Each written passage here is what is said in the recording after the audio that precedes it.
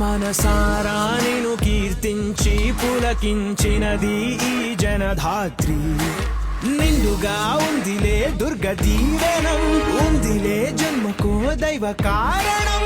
నువ్వుగా వెలిగే ప్రతిభాగుణం, ఆ నటరాజుకు స్త్రీ రూపం. కళకే అంకితం నీ కణకణం, వెండి తెరకెన్నడో ఉందిలే రుణం. పేరుతో పాటుగా అమ్మనే పదం, నీకే దొరికిన సౌభాగ్యం. మహానటి